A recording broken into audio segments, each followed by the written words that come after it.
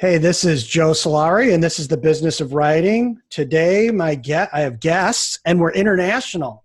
We're covering multiple time zones. I've got Scott Bartlett and Tom Edwards. How you guys doing? We're good, thanks. I'm good. Great to be here, Joe. So I Other than all saw, the snow we got today, yeah, you got to pound it a little bit. 30 centimeters, but Oh, wow. so good cardio shoveling. Well, I contacted you, Scott. Well, first off, we met at, I think it was first at 20 Books, wasn't it? Yeah, I can't remember. Did we meet in 2018? Because I know we definitely met in Napa, but Yeah. and I saw you at 20 Books this past year. Mhm. I can't remember how we originally. You know what? I went to one of your panels in 20 Books in 2018. Yeah. That was Yeah. it. Mm. And then, yeah, of course, we were at the Archer's Rest thing together. That was a lot of fun. But I'm subscribed to your newsletter, and I saw this project that you're working on with Tom on this limited edition model. And I was like, oh, I got to have you on the show to talk about how you guys are trying to make this limited edition project to give your fans, some stuff around your brand. So, why don't we just, before we dive into that, you tell a little bit about who you are and what you're writing, and for the few people that don't know who Scott Bartlett is. Sure, there's a few. Tom, do you want to go first? Yeah, sure. Why don't you do it? Yeah. All right, cool. So I'm Tom Edwards. I'm an artist from the UK, mainly doing book covers. Science fiction and fantasy are what I focus on. And I've been working for myself for about 5 years now. So in that time, I've probably done over 100, well, easily 100 covers for some of the bigger names in sci-fi on Amazon. So obviously Scott Bartlett, Chris Fox, Craig Martell, Michael Forbes, and there's quite a few big hitters in there. So that's really helped me get my name out there for other authors. And then recently I've been looking into other avenues to help authors kind of build their IP, especially around the artwork side of it. So not just the book covers, but character designs, 3D prints, ship designs, that kind of thing. So that's kind of what I do for my day job. I'm a big fan of sci-fi, and I read a lot of the books the authors write, and big fans of a lot of my clients. So it's quite a nice, rewarding job for me. So yeah. Awesome. All right, so I'm Scott Bartlett. I write military sci-fi and space opera. Some of my series are Ixen Prophecies, Ixen Legacy, Spacers. So mostly spaceship focused combat. But when I was first researching sort of what it takes to get your books visible in this genre and accumulate a readership, I did what a lot of authors do, especially with people like Chris Fox teaching us, and he's who I learned a lot of my marketing knowledge from.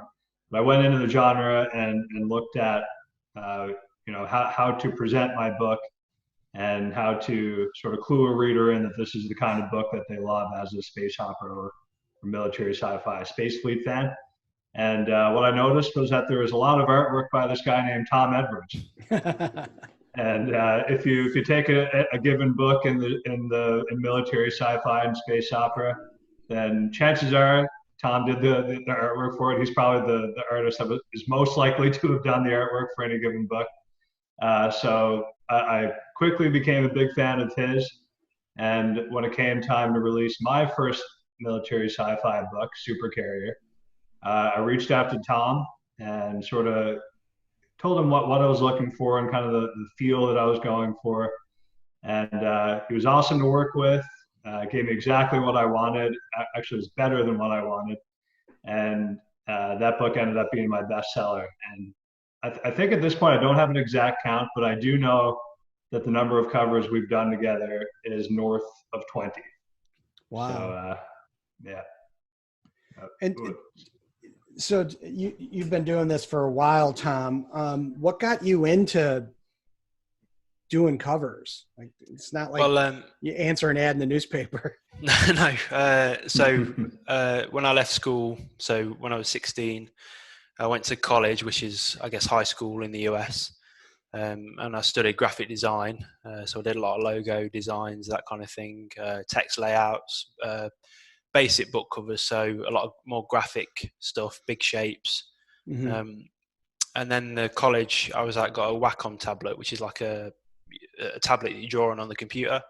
Mm-hmm. So from there, I taught myself pretty much how to paint digitally. And from there, I went to university in the UK and studied game art, which is kind of video game artwork, characters, landscapes, that kind of thing.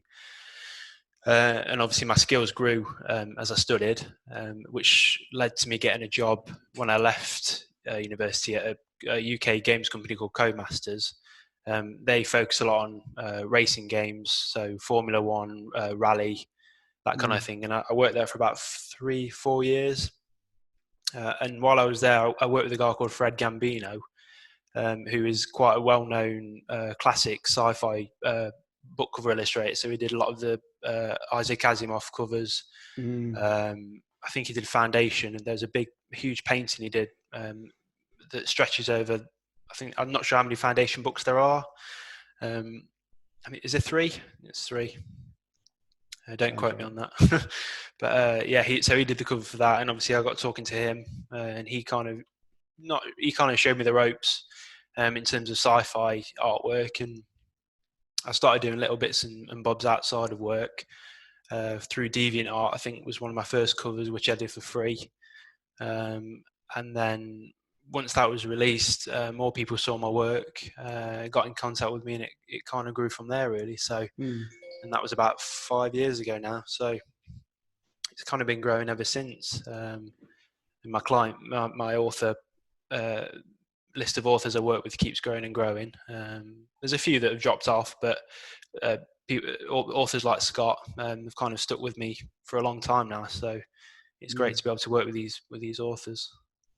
And what do you typically do the covers? I mean, you touched on that you did the computer tablet, but you were talking earlier about some of the other stuff that's kind of newer technology. Yeah, so I guess working backwards from 3D prints, the reason I can do the 3D prints is because I build all the spaceships in 3D on the computer.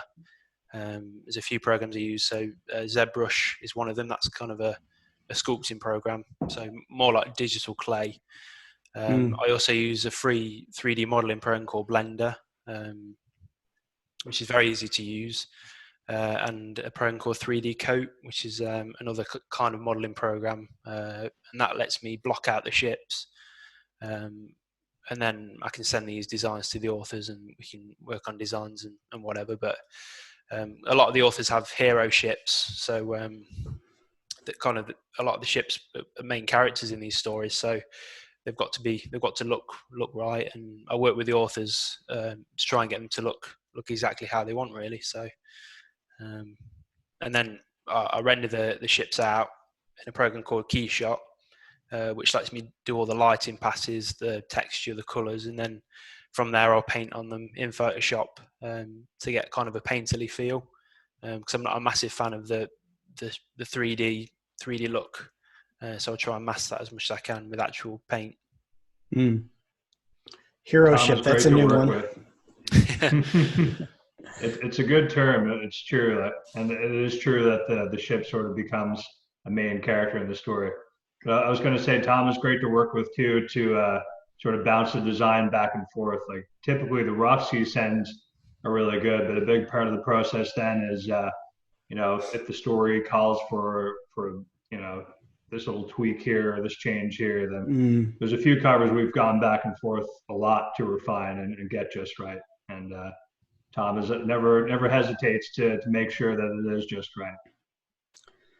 Well, and it's such an important part of book marketing. We're saps for a great book cover, right? Like if it's in today's world, they just keep getting better and better. So it's got to be tough on a guy like you, Tom, to keep your skill set continuing to Yeah, well, I get worried sometimes because I'm self-employed, so I've got to make sure I put food on the table and pay the bills. But it's constantly making me push harder and work on new skills and programs and stuff. So my covers have got a lot better over time, just because I have to kind of survive. Yeah. We didn't choose the right industry for stability. No. Yeah. So as we were kind of set the premise for the folks that are watching this, I subscribed to Scott's newsletter and I saw that he was running this limited edition sale of the 3D model of the supercarrier. I was like, wow, that is really cool. And I contacted you about coming on and talking about this project. So maybe you could just kind of lay out for everybody, like how you got to this point where now you're going to get into model making and selling models. Sure. Yeah.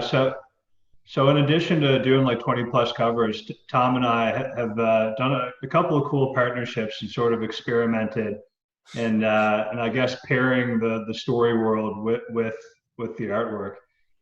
Which one was, Tom, when you did that, the most recent, I think, pre-made cover series? Was it 8 or 9? I can't remember. I think I'm on series 8 now. Okay, 8, yeah. So Tom sent me a piece of artwork and asked me to write sort of like flash fiction, like a story that's like just basically a paragraph to go with the cover to help promote it. And that was a lot of fun for me to do, and kind of gave us a chance to branch out from the traditional, if there have even been indie authors long enough to use the word traditional, but the traditional indie author cover artist sort of partnership. And then so the way that the 3D model idea evolved was, well, Tom, I know you've been looking at giving this offering for a while as part of helping authors build their IP. Yeah. So Tom decided for the Keystroke Medium Covers for a Cure charity that he would make a 3D model available paired with one of the covers that he was selling. So I ended up bidding on that cover and winning, and I decided to use it for my Spacers series. And he also sent me a 3D print of the ship from the cover that I bought. So I now have a ship from the Space series. I'm getting the original ship from him too. That's another topic. But so yeah, Tom sent me that as part of me winning that, and I thought it looked really cool. You know, the detail on it was just like really fine. So and then I decided for my next Spacers launch, I would give away a 3D print to someone who like participated in the Facebook Live, just to sort of like celebrate the launch and get the word out there about the ebooks. So, and then I think, Tom, was it you approached me or was it I approached you about making these, offering these to my fans? I believe it might have been your idea originally. I think, yeah, because originally I wanted to kind of sell obviously print the ships I make and sell them, but obviously I want to work in contact with the authors of the books because obviously they own the ships themselves. So yeah, I think I contacted you when we worked out kind of a pricing structure and that kind of thing, and how to kind of work together on the whole project. Yeah, exactly. So this has kind of been like the pilot, I guess, launch. We're sort of experimenting with it, but that's the origin story of how this project got started. Well, let's see some of these, Tom. You got a few you can hold up? Or... Yeah, so this is one of the originals. So that was from the charity cover. The two fins at the back have broke off, but this was an early one. But it's been roughly painted anyway, the base colours. And then the one we're actually doing at the moment, so this is the fully painted version. There we go. That's one from my Supercarrier book. That's the one. So that's the one we're talking about, where you can actually buy that through your mailing list. Yeah. Well, the way we did it was I kind of told my subscribers, just tell me a ship on any of my series and we can send it to you. What we'll probably do going forward is focus on like a per series, like when I'm launching, say, my new Spacers book or my new Mothership book, I'll focus on marketing ships from that series in particular, because I think, you know, people in general get overwhelmed by choice. Yeah. So, and it's easier to sell one thing rather than 20 things, which is probably the number of ships Tom has done for me. Well, I think also, you know, talking about launching, and if you do things that are unique for the launch, right? Like a special edition, if you want to, it's a book from that cover, you can get it while you're doing the launch. That also makes it for people that are into collecting things to, you know, to know that there isn't going to be 1,000 of them, right? Mm-hmm. That makes it even more precious to be able to get something like that. That's kind of cool. And you mentioned, Tom, that you're also doing 3D models for some other authors too. Yeah, so I've done a lot of artwork for Chris Fox in his Magitech Chronicles series of books, which he's put on Kickstarter as an RPG he's been working on. Mm-hmm. So obviously a lot of the artwork I've done for his covers have gone over to that. And one of the recent covers I did was I think it's the armor, the magical armor that you can get in the game, or the RPG, which was sculpted in ZBrush, which meant again that I could print it in 3D, which I'm currently doing for him. In fact, I've got it. I can't show you because I've not even shown Chris yet, but it's behind me on the table. Get it done by Wednesday so he can show it. Yeah, I will. In fact, I'll probably end up painting it tonight after the show. So, but yeah, so that printed really well. And I'm also going to do a larger version of it, maybe about 6 or 7 inches tall, that I'll paint to a better standard. And so that will be like a display model that only he has. Mm-hmm. And his plan is he actually selling the physical models or the I think it's going to be a stretch, probably a stretch goal on his Kickstarter. He's not really told me too much, but he didn't really know I could even do it. So this was only talked about last week, and I said, look, I know how to 3D print things now. Mm-hmm. Would you like me to print the armor for you? And he said, yeah, go for it. So that's what I've been doing the last week. Yeah, because I backed that one, so I've been seeing some of the updates, and I know he's teasing the audience, so we won't steal his thunder. So, guys, what were you gonna say, Scott? I was going to say, I should say too, I could see this becoming a thing for indie authors, especially for sci-fi indie authors, just because whenever I've talked about it on Facebook, there seems to be a lot of buzz, and I've gotten a lot of indie authors sharing it and saying, you know, hey, space opera writers, you know, this is really cool. Check this out. So I feel like we may be at the beginning of something here. I hope so. Yeah. Well, Tom and I were talking before you jumped on, Scott. You know, I've been playing Warhammer for years. My kids play it. I mean, for some folks, that is a pastime. Like I like to paint models. I paint way more models than I ever play in the game. Right? That's the hobby unto itself. And for folks that are into that, to be able to paint, you know, mechs or spaceships from your series, and that are how they're supposed to be for the canon of that story world. That's an awesome experience for those kind of fans.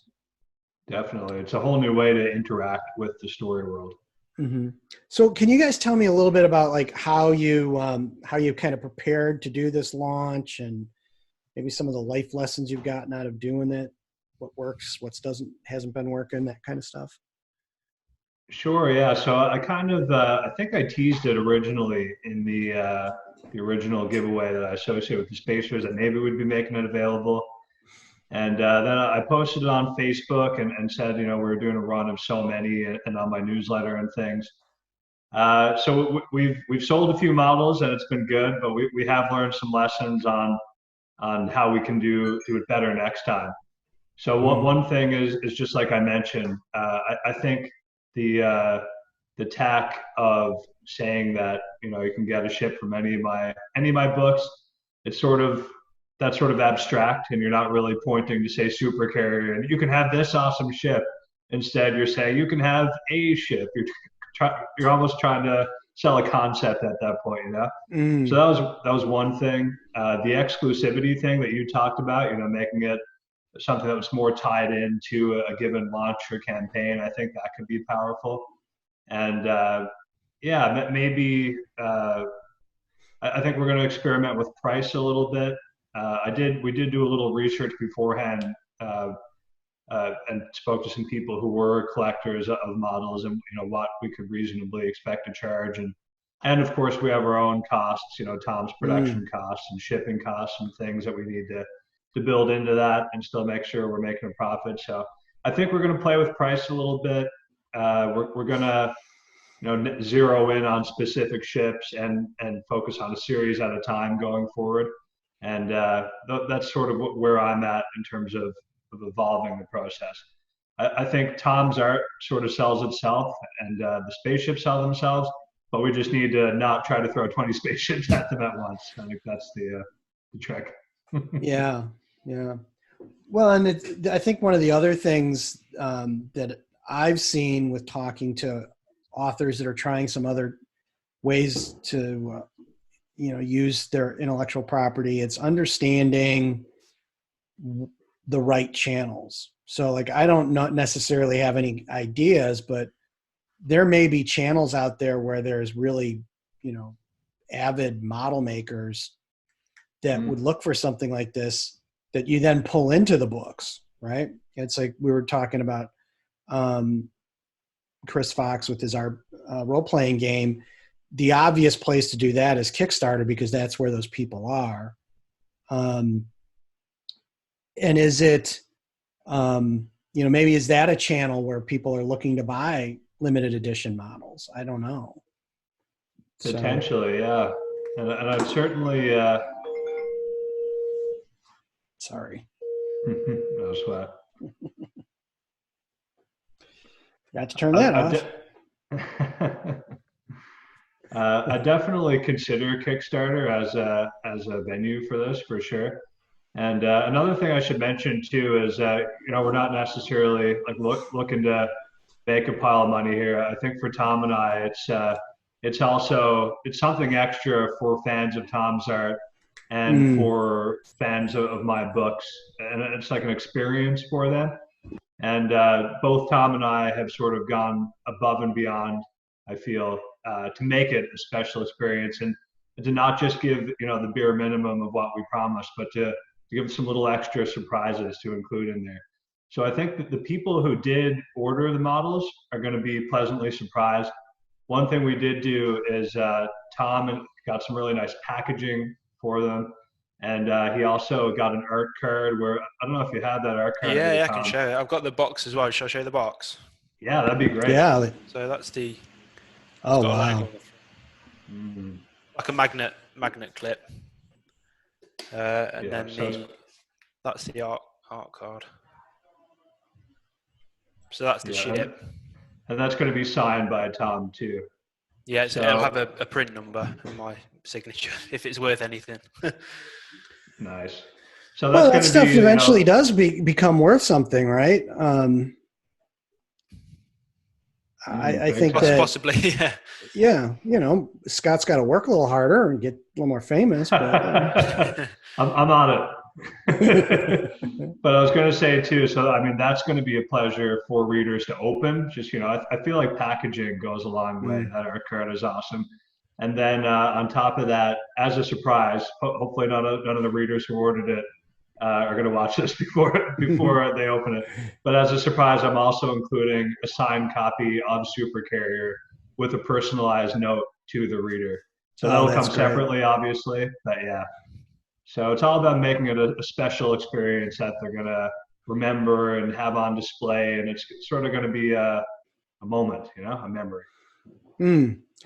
Well, and I think that's something that authors are starting to understand, is that, there's a lot of people that are just going to read your books and that's it. That you've given them the value for money that they've asked for, but there's others that dig the story world you create and they want to be a little more invested in it. And this is a way for them to do it.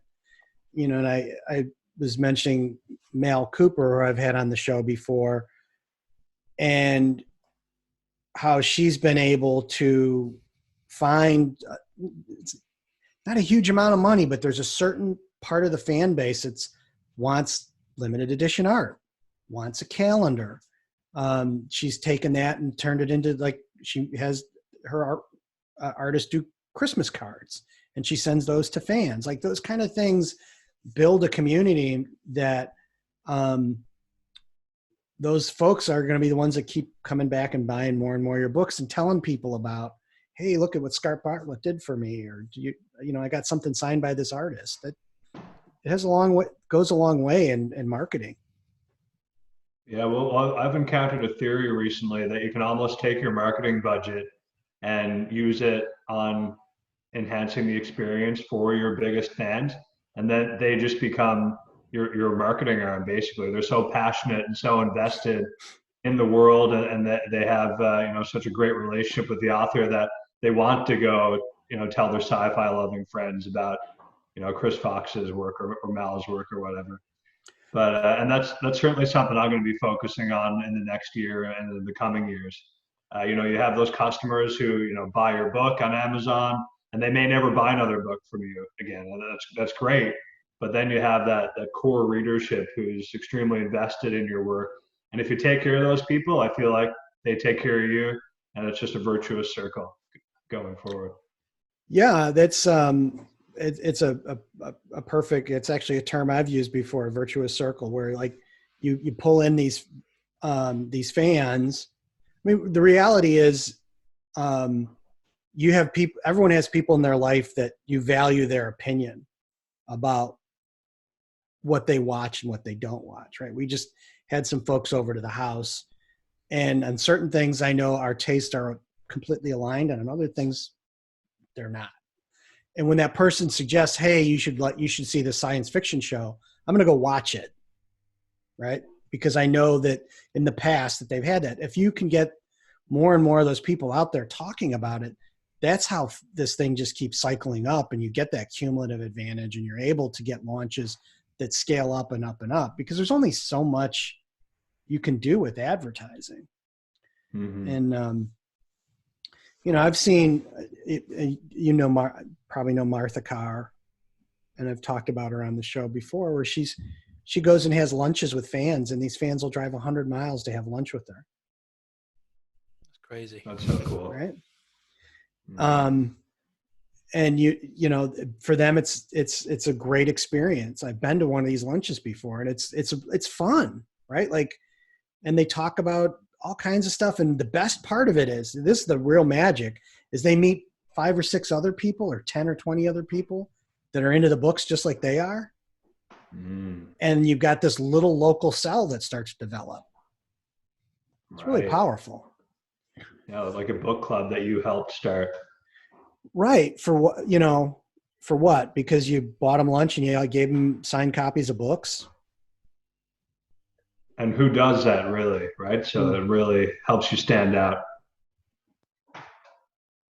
Yeah. So, what are your plans? You said you've got some new thoughts. You want to talk a little bit about how you might be using this stuff in the future? Yeah. So what you just said, actually, I'd like to, see how I can work in some in-person stuff. And, I know who, for the most part, who my biggest, readers are, and the ones that are most engaged. So one thing I'm going to be looking at doing in the near future is creating, it's going to be based around Facebook, but it's going to be like a sort of a Scott Bartlett insiders group, I guess. Mm-hmm. And I haven't quite worked out the particulars yet. I do plan to do it by June, which is going to be my next launch of my Spacers series. Mm-hmm. And I think I may have mentioned before that I'm looking to turn my launches into more of campaigns. But I'm thinking for that insiders group, I may only initially just invite 10 or 20 readers who I know not only love my work, but who love military sci-fi in general. Maybe they're big Galaxy's Edge fans, maybe they're big Expeditionary Force fans. So I know that they're invested in the genre. I know they love my work, and that they've certainly supported me over the years. So I think it'll go a long way to let them know that they're appreciated and that I couldn't do this without them. And yeah, I just got that virtuous circle rolling. Something that I think I might have mentioned to Tom before. If I haven't, well, I'll mention to you now for the first time, which is I'd like to eventually get some like limited edition, say, challenge coins, or maybe unit patches, or patches associated.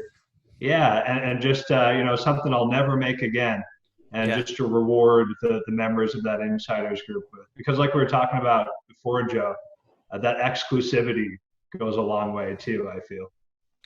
Oh, for sure. And well, you've met Chris Kennedy, right? I have. Yeah.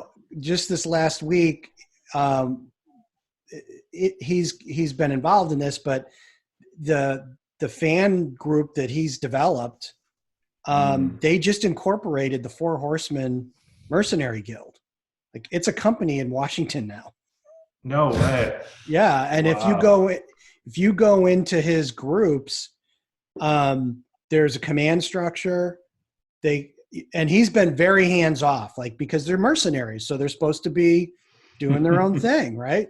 But they've been really well organized, and like, you can go in there and there'll be guys explaining like where you get the fatigues to make the cosplay outfits, because that's a big part of that group, is they like to cosplay the different units, and guys developing their own units, what their outfits are like. So, if you give the fans some opportunity to play with this, it's really surprising what they come back with. Definitely. Yeah. Well, I knew Chris's audience was already extremely enthusiastic. I'm a big fan too, but that's pretty cool. But that kind of twinges another thought in my head, which is I think that we've been talking a lot about community. I know you've been talking a lot about building a community and getting people involved, and I think this is true just across business in general. I think that going forward, the businesses that'll be more successful, it'll be less about selling a product or selling a brand. I think it's more about giving people an opportunity to participate in something, whether it's a community or you're enabling them to, accomplish their own missions and achieve their own dreams and things. It's going to be about production and enabling production rather than consumption. That's kind of what I'm feeling. That's what I've been reading too. No, I'm 100% with you on that. I think that the days of selling are over. I mean, I just look at my own way of purchasing. When I finally make a decision to buy something, I've spent so much time educating myself about it. The buying decision's been made up, right? Like if I'm buying a car or I'm buying a new washer or dryer. And then when you come into this area of entertainment, and that's really the business you guys are in, there's a lot of different choices. And the more that I feel involved and can really participate in that, the better, right? I mean, like I've said this in other interviews, is they're selling $12 million a month in custom lightsabers at Galaxy's Edge parks. Wow.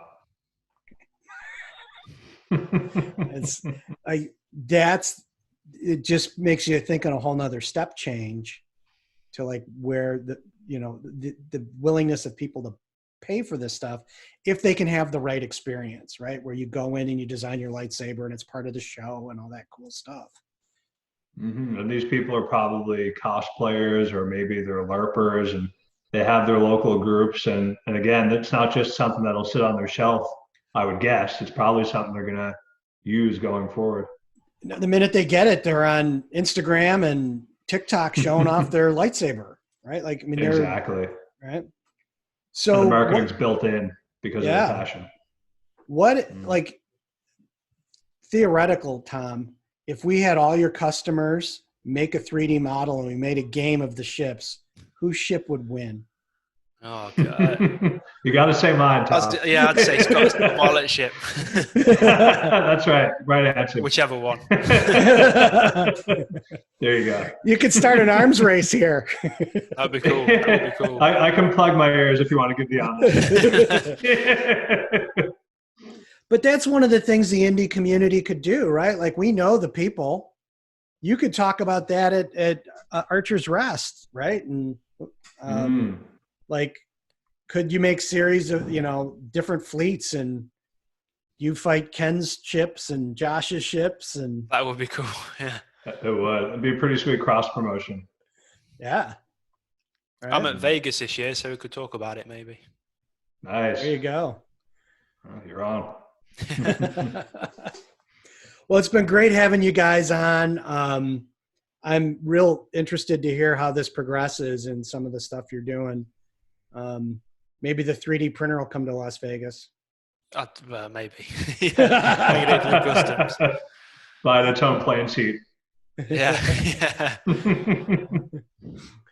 Well, and I know there's places in the U.S. you can just, once you have something modeled, you can send it and have it 3D printed and they ship it to you. Yeah, you can. Yeah. Cool. All right, guys. Well, why don't you tell everybody where they can find you and shamelessly plug whatever you want to plug? And my website is tomedwardsdesign.com. Mainly that's where I put my artwork. I use Facebook as well, so if you search Tom Edwards, you'll probably find me on there. But yeah, so you probably see my covers anyway on quite a few books on Amazon.